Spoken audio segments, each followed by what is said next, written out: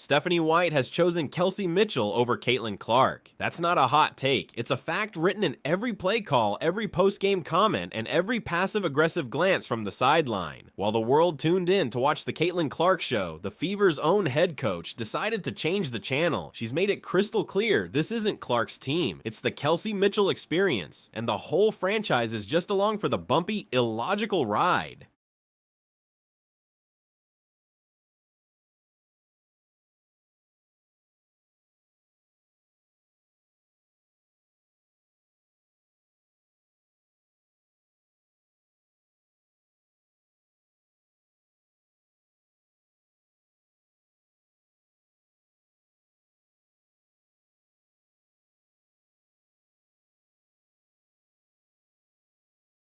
Forget the draft hype and the sold-out arenas. Clark is now playing the role of a sidekick in a story she was meant to lead. This is either coaching malpractice of the highest order or a basketball betrayal that will go down in history. The drama unfolding in Indiana isn't just about wins and losses. It's about ego, power, and a baffling refusal to embrace a generational talent.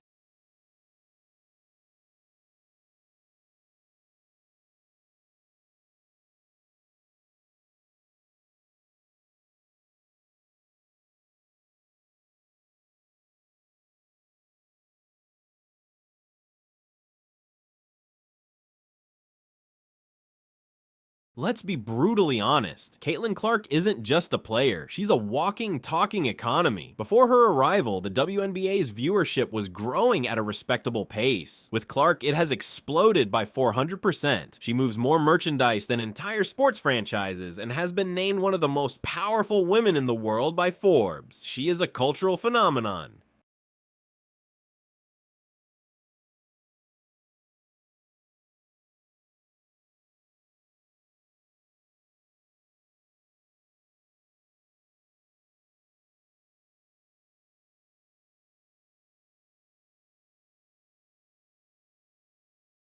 And yet, here we are watching her own coach, Stephanie White, funnel the offense to Kelsey Mitchell as if it's 2019 and the league is still begging for a sliver of media attention. This isn't about basketball strategy, it's a baffling decision to ignore a winning lottery ticket in favor of a crumpled old receipt.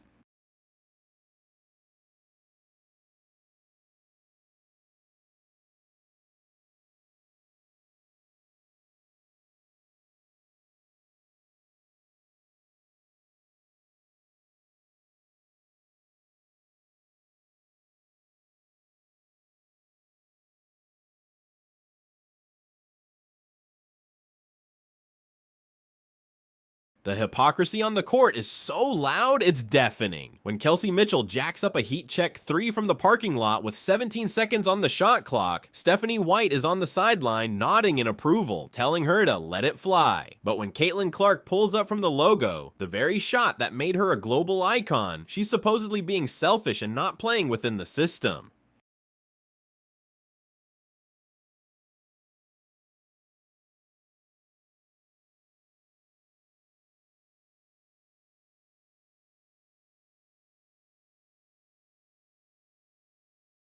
The double standard is so blatant it's insulting. Clark could score 40 points with one leg and a blindfold, and her coach would still find a way to critique her performance. It's less like coaching and more like a middle school vendetta dressed up in a pantsuit designed to put the popular new kid back in her place.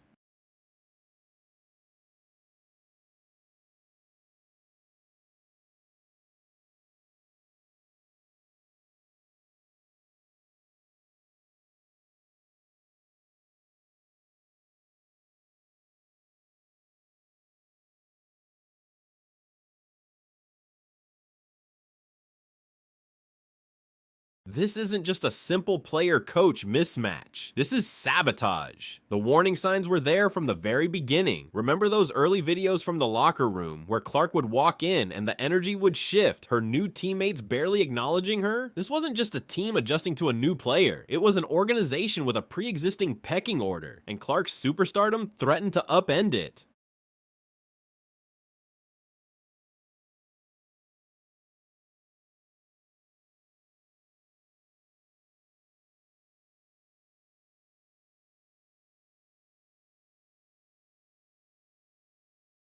What makes this whole situation even more ridiculous is that Clark is still outperforming everyone. She's dropping dimes that bend the laws of physics, spacing the floor, and making defenders look like confused characters in a video game. She does all of this while being double teamed and physically targeted every single night, but the offense still runs through Kelsey Mitchell as if it's carved into stone tablets.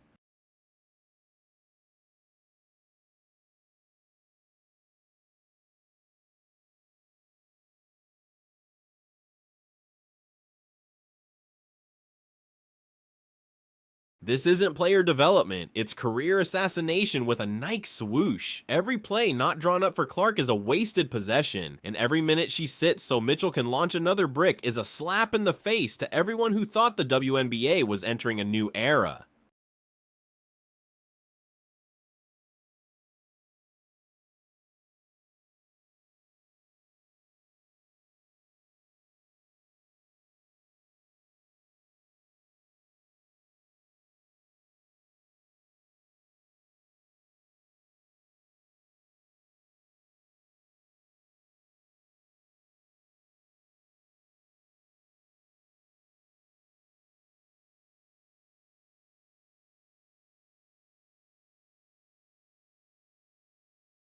Just when you thought it couldn't get any more petty, the team made another move. They brought in another guard, a player who just so happens to compete for the same minutes as Clark. Was this a strategic move to build depth, or was it another calculated attempt to shrink Caitlin's role and bury her under a depth chart full of the coach's pets? It feels like a clear, desperate attempt to control a star she never wanted in the first place.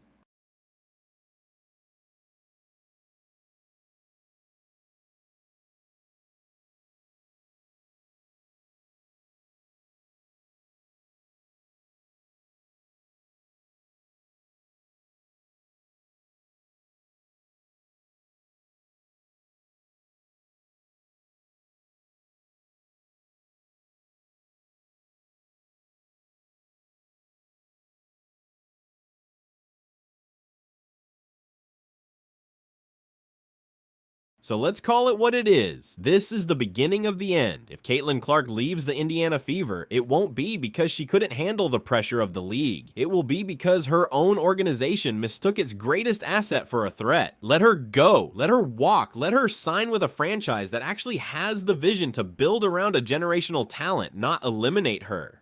Because when she does, the Fever are going to be stuck running ISO plays for Kelsey Mitchell in a half-empty arena, while Clark is turning another city into the epicenter of women's basketball, and the fans in Indiana will be left with nothing but the haunting echo of what could have been. The saddest part is that Clark has been nothing but a consummate professional through it all. She smiles through the disrespect, gives thoughtful answers to dumb questions, and stays late to sign every last autograph. But there's a limit to how much you can endure. The league sees it, the fans see it, and the TV ratings sure as hell see it. The only person who seems to be blind is Stephanie White. You don't tell Mozart to play quieter so the tambourine player doesn't feel left out. You don't ask a superstar to dim their own light to make others comfortable. But that is exactly what is happening in Indiana. The team needs to evolve to her, not the other way around. Congratulations, Stephanie. You've officially made this Kelsey Mitchell's team. I just hope the ticket sales can keep up. She's so focused on propping up her favorites that she's burning down the entire franchise. You had the sun and you tried to dim it to protect a desk lamp. That's a blunder you can't coach your way out of, and one day soon, when Clark inevitably walks, the Fever will have no one to blame but themselves for their spectacular historical failure.